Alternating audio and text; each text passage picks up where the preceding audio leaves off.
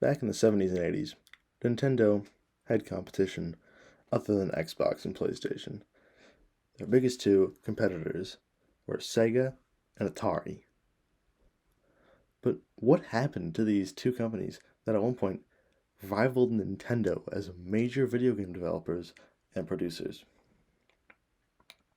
Starting with Sega, Sega was part of the first major console war between Nintendo and Sega. Um, and Sega also owns the rights to Sonic and some other characters from various games they've made.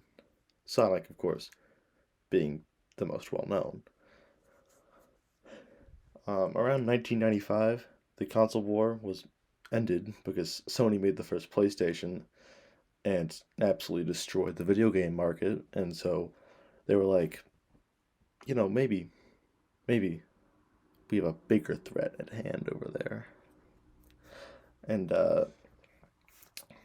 yeah, so the reason why that console war ended actually was that Sony had tons of money, so they could afford to make incredible consoles. Um, and Sega and Nintendo were both wealthy, but Sony was like leading in hardware. They made TVs, radios, VHS. Like, look at any picture from the late 1990s and early 2000s, and you will see Sony in somebody's living room. All across the whole world, Sony was known for being that beacon of progress. And nowadays, they make shit, except for the PlayStation. Anyways, back to Sega. In 2004, Sega was bought by the Sammy Corporation. Um, and just recently, Sega partnered with Nintendo to allow them to use Sonic in Super Smash Bros. And then let, let Nintendo release the next Sonic games on Switch. I say just recently, as in a few years ago. Now, Atari, which is arguably more interesting, um, Atari was considered to be a sideshow to both Sega and Nintendo. Um, they didn't really have any major video game characters. Um, the Atari always struggled. Um, you know, sorry, Atari always struggled in their lifetime.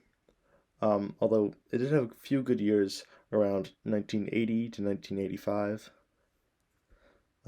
And due to Atari becoming less popular and Sony entering the video game field, Atari sold all its intellectual property to Hasbro in 1998 for only $5 million. $5 million for all of their intellectual property. That tells you how much they are struggling. Um, and then Atari was eventually bought by a French company called Infogrames. I'm not kidding, it's Grames, not games.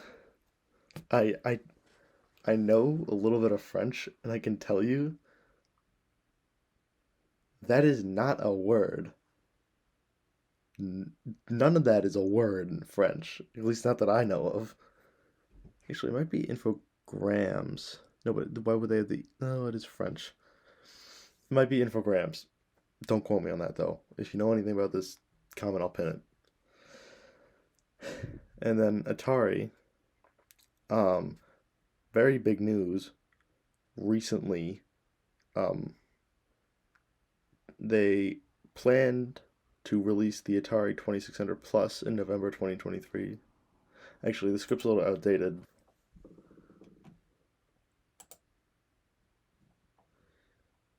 Oh, well, never mind. The script's a few months outdated. So they actually did release the 2600 Plus in around November 2023. Um, so yeah, that's a thing. That's nice. Um, that's really interesting, actually. I'm gonna make a video on that. Anyways, wrapping it all up, Sega basically just sold off Sonic and stuff, and they're still around. They're still a big company, but they're just not what they used to be. And Atari basically stopped existing until November 2023 when they released the 2600 Plus. And Nintendo has outlived them both. All in all, both Sega and Atari were once huge companies, but they were both faltering to Nintendo and later Sony when they entered the field in 1995. It was pretty much the final nail in the coffin for both of them when Sony entered.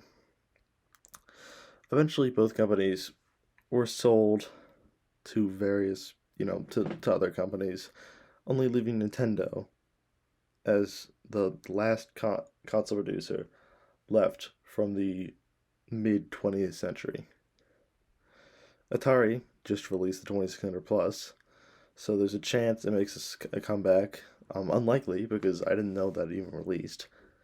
And Sega exists. Kind of. Yeah. Anyways, thanks for watching. Drop a like if you like this video. It makes me feel happy. Please. Comment something if I missed anything, or if you have something to add. Any comment that actually adds something like that I think is very important. Like if I miss something, I'll pin it. Or you can just comment something like Sega's my best friend. And then if you want to support me more in general, then please subscribe. I'm trying to get to around 200 subs. That'd be cool. And I have a Discord now. Shout out to the one guy that joined it so far. And yeah, link is in the description and my YouTube bio. Anyways, enough plugging. Thanks for watching. Goodbye.